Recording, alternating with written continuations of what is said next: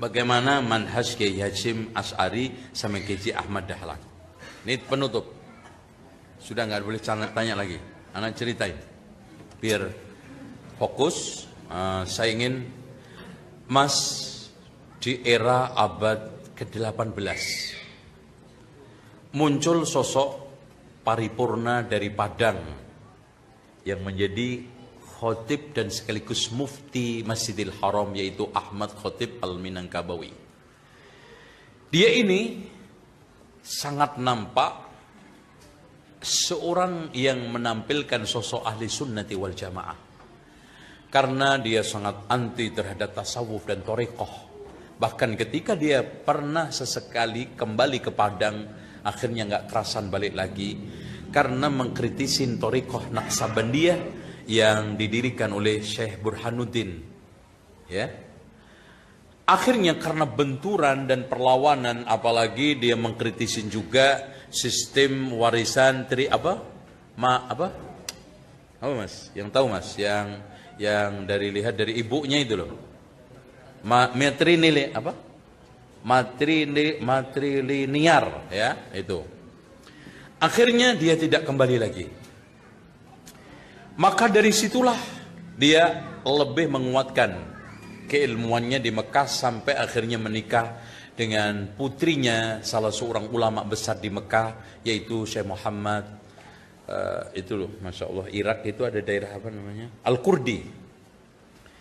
Nah, dari situlah dia akhirnya dipercaya untuk mengajar di Masjidil Haram dan akhirnya menjadi khotib, akhirnya menjadi imam, dan salah satunya orang Jawa, orang Indonesia yang menjadi imam, dan sampai hari ini belum ada yang bisa mengulanginya. Beliau saja menjadi imam dan khotib, dan itu nggak mudah, seleksinya ketat.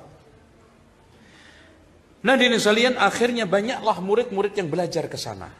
Di antaranya yang belajar adalah Kiai Haji Hasyim Asy'ari sama Ahmad Dahlan. Namun dalam masalah pembelajarannya, keduanya ini memilih metode pendekatan.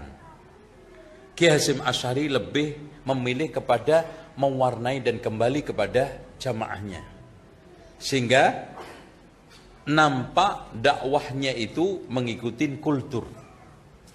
Kiai Haji Ahmad Dahlan mendirikan baru, mengawali, bahkan gerakan pertamanya sangat-sangat keras dan tegas sehingga sempat kembali lagi ke Mekah karena mendapatkan perlawanan orang-orang Jogja.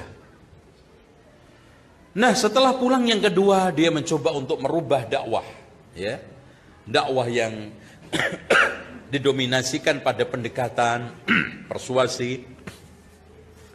Akhirnya mengena. Berdirilah tahun 1912 organisasi yang dia dirikan, yaitu Muhammadiyah. Lalu setelah kenal bapaknya Hamka, yaitu Haji Rasul, namanya siapa? Abdul Karim. Karena Hamka itu namanya Abdul Malik bin Abdul Karim, Amarwah itu mbahnya, yang namanya Tuan Kisai. Ya, Tuan Kisai itu istrinya 9. Ya.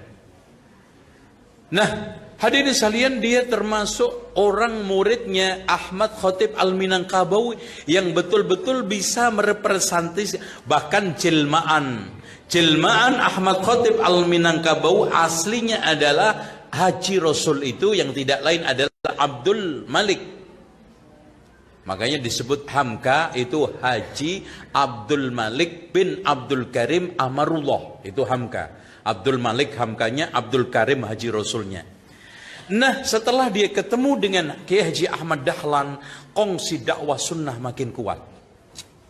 Apalagi ketika itu tawalib yang didirikan bersama teman-temannya termasuk Haji Datuk Batua, tawalib menyeberang kepada komunis. Bahkan Datuk Batua mengiklankan diri terang-terangan komunis yang nyunnah.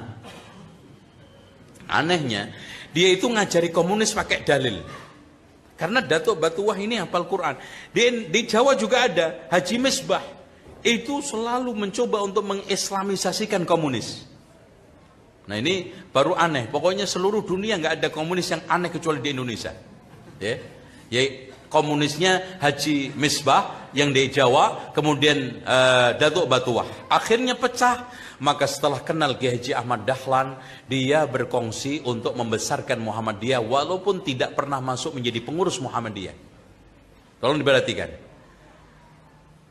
Setelah masuk Sumatera pertama kali dimasukkan oleh Kiai Haji Ahmad Dahlan, Muhammadiyah itu cuma 4 cabang. Setelah ditangani oleh Kiai Haji Rasul, 400 lebih cabang berdiri di seluruh Sumatera dan termasuk di Banjarmasin, di Kalimantan. Dan dia terus berdakwah dan membesarkan surau. Bahkan dia kalau ngajinya itu aneh. Dia mau ngaji di masjid kalau masjidnya lebih jelek daripada rumah-rumahnya. Itu Haji Rasul. Nggak mau. Pokoknya kamu kalau saya ngaji ke sini, masjidnya masih lebih jelek daripada rumah kalian, saya nggak mau ngisi. Oh, makanya orang Sumatera itu sangat fanatis terhadap masjid. Karena terwarna itu. Selalu masjid itu dibikin lebih baik, lebih besar daripada rumah-rumah dulu. Termasuk jembatan besi, tempat pusat kajiannya jembatan besi, sama kalau kita ke daerah Bukit Tinggi itu ada sampai hari ini masjid yang masih terbuat dari kayu-kayu. Oke. Nah, hadirin sekalian, itulah kenyataan. Dan kalau dari sisi pengamalan-pengamalan, saya belum pernah mendapatkan pembenaran dari Ki Haji Hasyim Asy'ari membenarkan tahlilan selamatan. Bahkan kalau antum membaca kitab beliau tentang masalah-masalah keagamaan, beliau masih memberikan apresiasi kitab-kitab dan juga pernyataan-pernyataan yang sesuai dengan dalil Al-Quran dan Sunnah. Bahkan definisi beliau tentang masalah bid'ah cukup baik. Ya. Tentang ahli sunnah, tentang masalah wali yang saya turunkan di buku saya, juga pernyataan beliau tentang masalah bagaimana mendefinisikan wali, nggak ada masalah.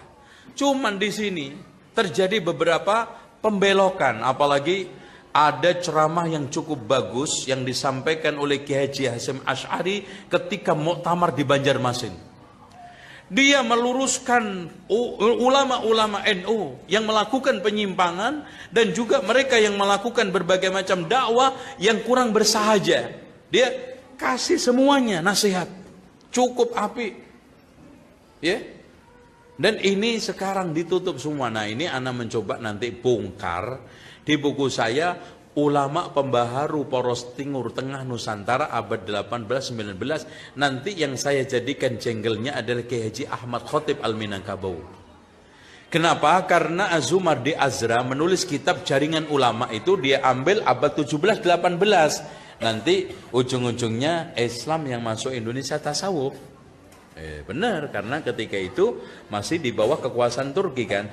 Nah, kalau 18-19 Mekah Madinah sudah dikuasai oleh Saudi, Syekh Muhammad bin Abdul Wahab. Nah, ini nanti stressingnya sebetulnya yang memerdekakan Indonesia itu Wahabi. Nah, itu nanti tunggu terbit 3 tahun lagi. Kita tutup. Subhanakallahumma hamdika asyhadu an la ilaha illa anta astaghfiruka wa atubu ilaik. Wassalamualaikum warahmatullahi wabarakatuh.